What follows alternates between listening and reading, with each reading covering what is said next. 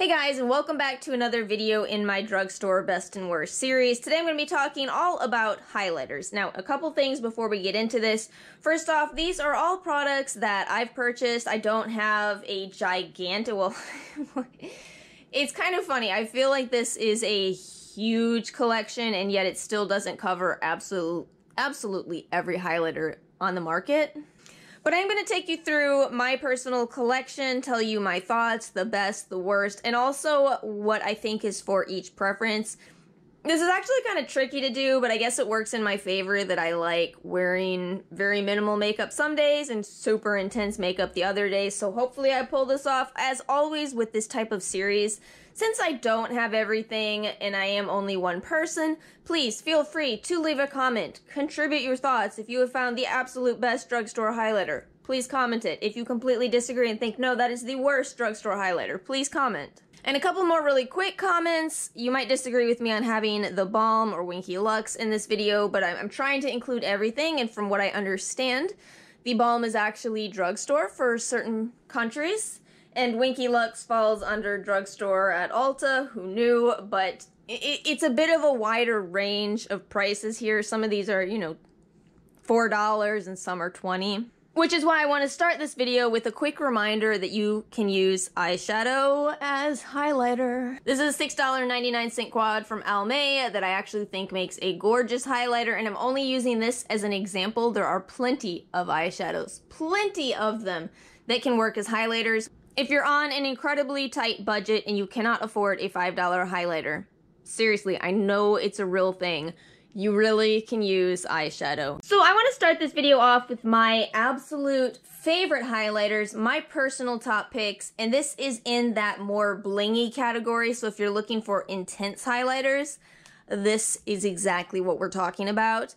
I'm gonna have to say, out of all of the highlighters in my entire collection, I do believe this is my absolute favorite. This is the Glowy Glossomer Duo from Pixi.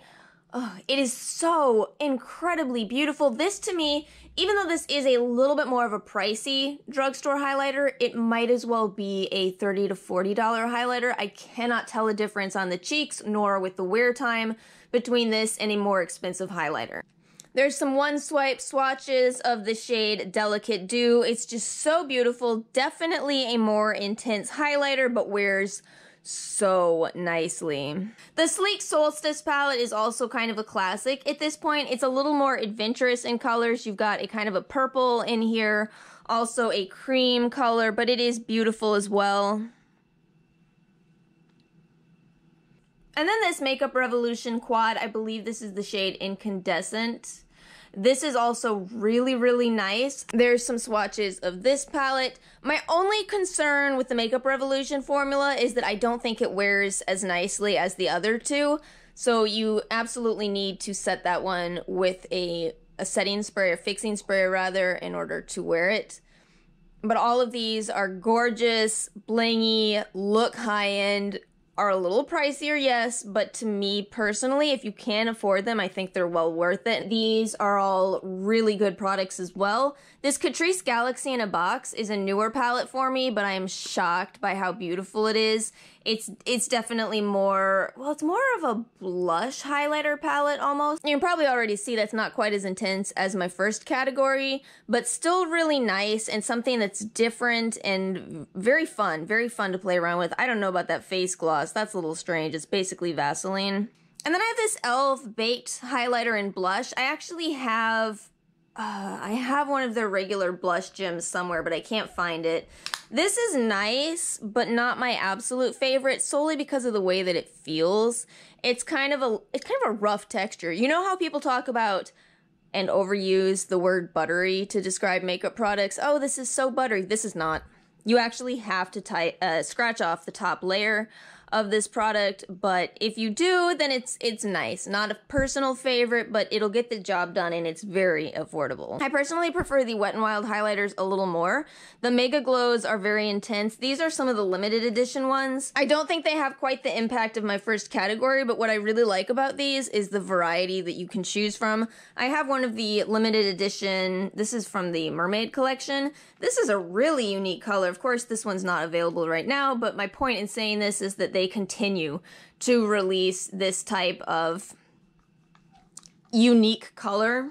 It's like a greenish gold highlighter, just very unique. The only Wet n Wild one that I have that's permanent is Boozy Brunch, which has been around for a very long time. This one's this is like a flashback highlighter at this point. But, you know, it is very pretty. Definitely another one of those in-between highlighters, in my opinion, but still really nice. And the Balm's Mary Lou Manizer, I've had this one for so long. It's such a, this one is that creamy, buttery texture. That one is more of a natural highlighter, but it gets some points for the wear time and creaminess. It's a very soft, you know, feels high-end. And it is high-end for us in America, but again, from what I understand, it's not in all countries. Let's talk about some more natural highlighter options. These are going to be highlighters that don't have any glitter to them. So if you just want something pretty, natural, work appropriate, I suppose, I would say these are more for that. The Physicians Formula Shimmer Strips, this is the Natural Nude. This has been around forever, and it's certainly a good option for anybody who doesn't want glitter. I think this is really a classic because, as you can see, it's a very intense formula, but again, doesn't contain glitter. It's been around for a long time and still well loved for good reason. I used to have more NYX highlighters than this. I still have the Strobe of Genius Illuminating Palette. This one is also a good, more natural option. It's got a couple more adventurous colors in it, which I think is kind of interesting. Yes, I did break mine. C'est la vie. And then the Winky Lux Diamond Complexion Powder and the Catrice Filter in a Box. Both of these are less of intense highlighters and more of kind of to be used in the way of hourglass powders. So the Winky Lux one is something that you can definitely use under your eyes. It's very soft and subtle, something that can be, you know, more of a setting powder. And same deal with the Filter in a Box. This is supposed to be those filtering powders, so this one right here is kind of similar to diffused light, and then you do get a highlighter in here as well. I think this is a very underrated palette, in my personal opinion. I don't know why nobody talks about this. But maybe it's because it's something where people are like, I'm not really sure what to do with this, in which case I can understand. Still, I do really like this. And then a couple on the unnatural spectrum. This is the Revlon, oh wait a minute. This was sent to me. I got this from CrowdTap. This is the Revlon Galaxy Dream highlighting palette. I'm very happy that I kept this. I talked about decluttering this a while ago because I have a product that's really quite similar, but I don't like talking about that product anymore. So I am happy that I kept this. It gives me my fun, playful highlighters without any controversy. I do think it's a little on the powdery side. I think the quality could be better, especially since it's not the cheapest. See, that one's one of the more chalky shades in the palette. The blue and the green are nice. The pink and the peach, just, I don't know why they're so chalky. Last time I talked about this, somebody said the BH Cosmetics Blacklight palette is a better option than this, so that one may be worth checking out, but I don't mind this. It does what I need it to. It's a little bit more work because it's powdery.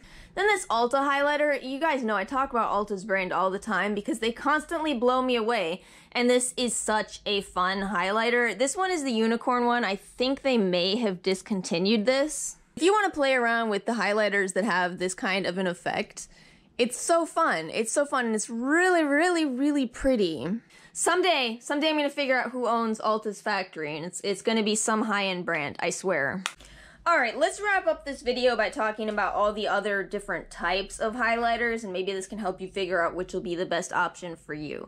So, let's start with the highlighting sticks. These types of products are great if you're into a very light makeup look, especially if you don't wear any foundation. These are products where you just kind of swipe it on, and then you have a natural type of glowing highlighter, smooth it out so it looks more natural, just very pretty. But if you do wear foundation, these can be a big pain in the butt. And I don't even think this one is available anymore. I'm pretty sure Model's Own is gone as a brand. Unfortunately, I don't like this Mega Glow highlighting stick I bought from Wet n Wild. This was a real miss for me. Let me swatch it so you see. Just two, I don't know what to do with that particular one. So if anybody has any better recommendations, please feel free to comment them because I don't really like either of these that I have. Well, I know I do like the Model's Own, but I don't think it's available. However, I do like the True Match Lumi Liquid Glow Illuminator. This is going to give you the same effect, but in a liquid form. This is very much like the Becca Shimmering Skin Perfectors. I don't wear mine as much because I don't know what I was thinking with buying this color. I'm sure you can see why, but it is really pretty, really nice. You can sheer it out fairly easily, but again, if you're using heavy foundations, it might go horribly wrong. So I think all of those products kind of belong in the more natural category. These are the Pure Liquid Intense Highlighters. The thing about these, and I'll start with this JCat Aura Glow, when you swatch these, you think, wow, that's the most intense highlighter I've ever seen in my life. To the point where it's kind of like, well, why isn't this all people talk about? Why are people still using, you know, powder highlighters when this exists? And the simple reason is that these are very intense. They look very, very bold, very, very in your face. But then when you try to combine them with a very bold, intense, you know, foundation, and intense routine type of look, it can mess up your foundation. I still like them and I still think they're fun, but they've definitely betrayed me in the past. This one is my favorite. This is the Revolution Mermaid Scales. Look how pretty that is. It's so unique. But yeah, it's gone horribly wrong for me, so just as a word of warning, these are not that easy to use. So then these are going to be something that's kind of an in-between of powder and liquid. These are a lot easier to use. This is that creamy texture where you have to have it in a tight screw top jar. So these are very creamy in texture, very, very easy to work with and still give you an intense color payoff. This one is from ColourPop. The only thing I'm hesitant on with these is they almost feel oily to me, and I'm not sure that everybody's gonna love them. Actually, I decluttered some of my other ColourPop highlighters because I just don't really get it. And that's the Butter Highlighter in Pearl, and then the Smoke and Whistles Super Shock Cheek. They're honestly not my personal favorites, but I get the hype around them, if that makes sense. I think it's very much a texture thing in my opinion, which leaves us with the last two. The Wet n Wild Cushion Highlighter is definitely something where I think it's cute, but I'm not sure that I really understand the practicality behind it. If you're using this type of a product, do you really want to use it with a cushion? Yeah. Wait, is mine dried out? Well, guess I'm gonna call that one a pass. It's a shame. It was pretty for a while, but I don't even think that's lasted me 6 months. That's a bummer. This is nice as well, but this one is very greasy. This is the Winky Lux Strobing Balm in Lit. It's so greasy. Still, if you're looking for kind of like a pure white silver highlighter, that is a very pretty color, just very greasy. Definitely best for no foundation days, and yet a bold, intense highlighter. It kind of doesn't fit into anything else. It's almost more like the liquid highlighters, but not in that texture, if that makes sense. Alright guys, that's everything for my drugstore highlighters. As you know, I'm going to continue this series, so make sure to check out the link below. I also have a giveaway going on right now, kind of unrelated, but make sure you do enter that. And if you found this video helpful, please like and subscribe, and I'll see you guys next time.